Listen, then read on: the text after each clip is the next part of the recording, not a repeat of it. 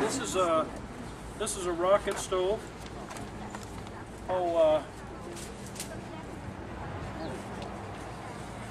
Emily, can you help a second? Yeah. Can you take these flyers here and pass them out?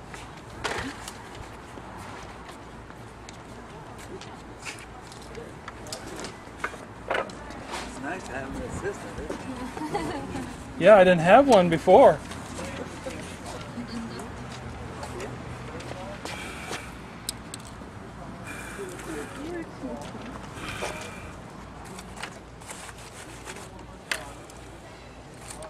If I don't pay attention to this, the fire goes out, which I've done several times so far this morning.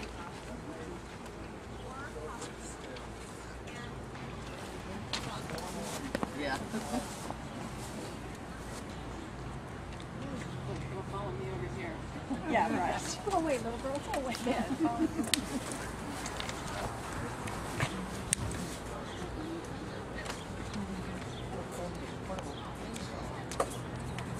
Okay.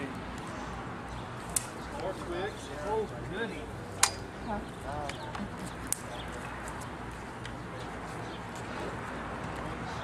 This is a rocket stove. This one is made by Stove Tech. It's the first item on the on your handout. Stove Tech Approvecho company is a research facility that is that studies how to get the most energy out of the least amount of fuel. And they've come up with this rocket stove. This is made by them. They make millions of these things, and they send them out to third world countries.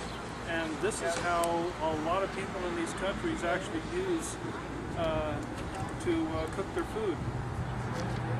Mainly what I have done is I just put some water in here,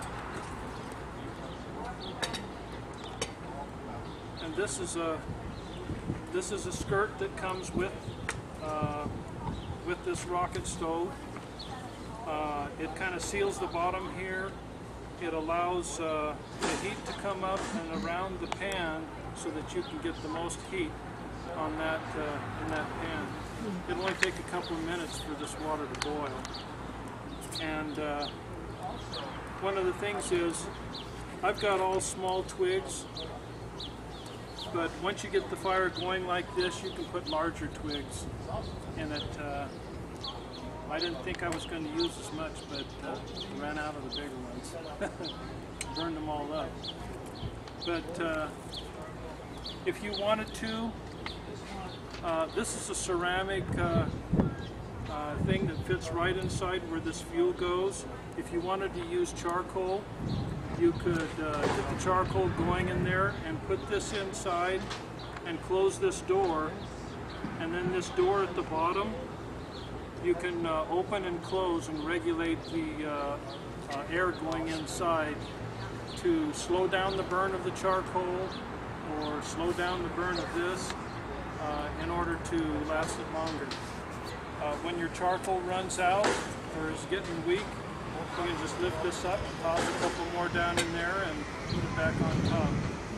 The main thing you want to do for a rocket stove is to heat something up, have it boil for a few minutes, and if you wanted to, on long term or longer term, you could put this item inside of the Wonder Box that you've already heard about, and to let it sit for a couple hours. But the main thing that I've done, I've used this. This is one that I made. I took it to Fathers and Sons outing a couple of months ago, and I just used this pan that I got at a thrift store. This is got one specifically for using this type of thing because it's going to be blackened on the outside.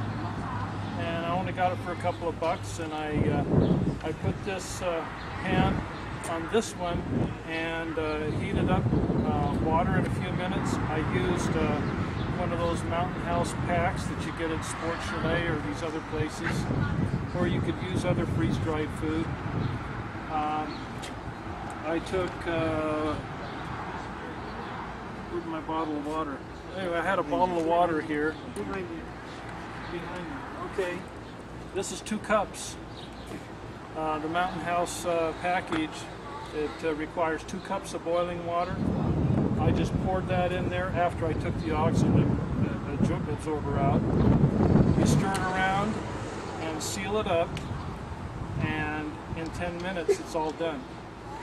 In the event of an emergency, that's what you want to do. You don't want to have to be dealing with flour, baking powder, soda, salt and pepper, and other things to cook an elaborate meal that we would do in our kitchen.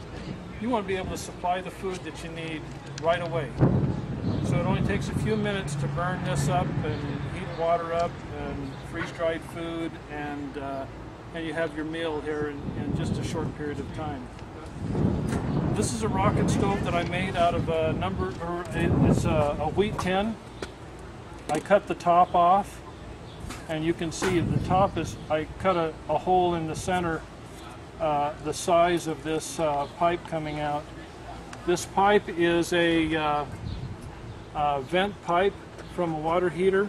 You can get them at the home improvement stores.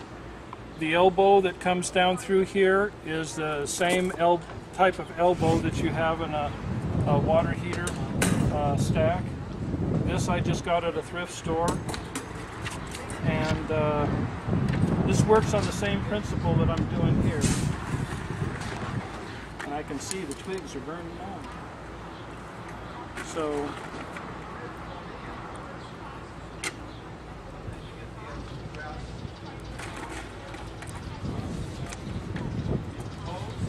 I should have had more bigger ones, and it would be lasting a lot longer.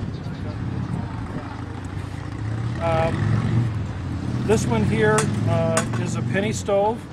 This is made out of 2 bottom of soda pop cans. And just drill a hole in here, you cut, or you just punch some holes from a nail on the top of this. If you Google penny stove on the internet, you will get all kinds of information about penny stoves. You'll get little videos of these kids showing you how to make these things, and that's what I did. Is I took these things, I took a couple of times. How do you get the same size can inside the other one? Well, they show you how to do it, and it's really pretty easy. I split the cans a couple of times until I actually learned how to do it right. What you do with this is you put the penny in here, you fill this lid up here with denatured alcohol that you can get at a local paint store, Home Depot or something in the paint section. You fill it up to the top, move the penny aside, it fills it in there, fills up the can a little bit. With that amount of fuel right there, you'll get about a 3-minute burn. So if you want a 15-minute burn, you'd fill it up 5 times and it'd probably be pretty full.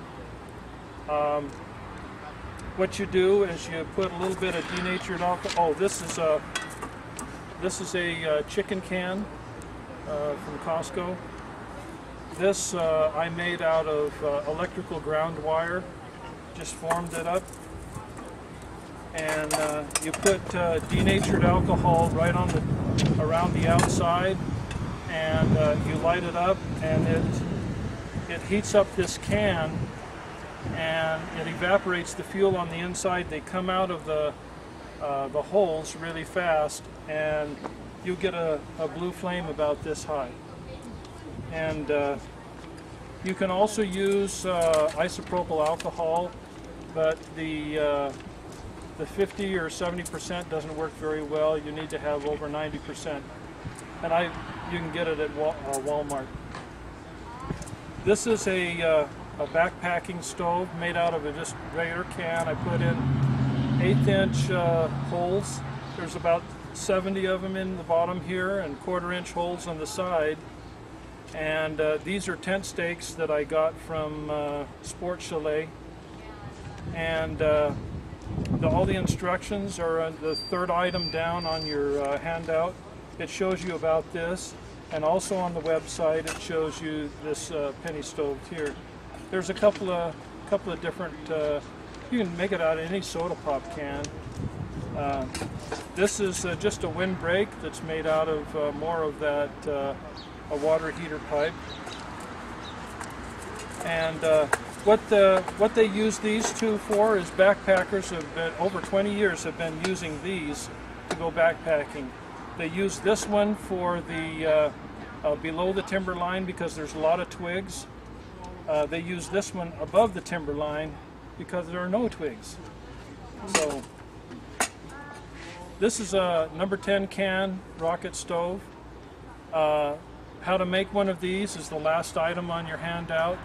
iwillprepare.com. iwillprepare.com is a website from Higley, Arizona Steak, and they've got a lot of stuff on there. You click on No Power Cooking, you'll see this number 10 can stove and how to make it. It's all pictures, it's all self-explanatory. When I first started, I used, they show you to use tin snips to cut the holes. Well, actually what you do is you take a can, you put it on some paper, you draw an outline, cut that out, put it right on the can, draw the outline on the can, and then use a drill to start it, and tin snips to cut out.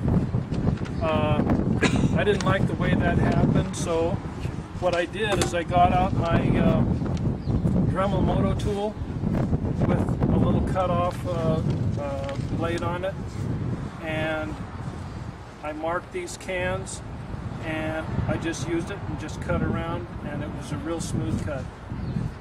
This was a pear can.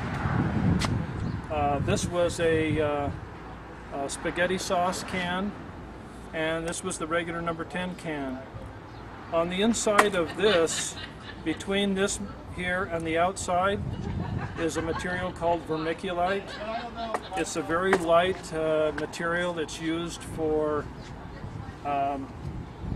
retaining moisture in the ground. You mix it in the dirt and it helps to retain moisture. It's also a fire retardant, and it's very light and it works really good. This black material that I put on here is this high heat mortar caulking tube. I just put it in my my thing, and I just put it around the edges there wherever I needed to seal up, and then I took my little torch and just went around and heated up the mortar, and it makes it hard and seals it up. This mortar is used for fireplace chimneys and things like that to seal up. I made this last Wednesday evening in about an hour and a half. So it was worked pretty good. My son made this for me. He just welded it together out of rebar. I put that right on top and put the pan on top of that. And when I used this the other night, I got a flame about that high. So it works pretty good. But this one here is the most efficient. So, any questions? The pear can goes into the spaghetti can. Yeah, it goes into. You can see this on this iwillprepare.com. You can see how they do it all. You cut the same size hole in this one and the spaghetti can, so you can see that this can goes all the way through into here, and then this is just. I put that mortar on here too because it was a little flimsy when I put it in there. But this is the same type of material. It's just a tin can cut up and flattened out. And but how simple is this?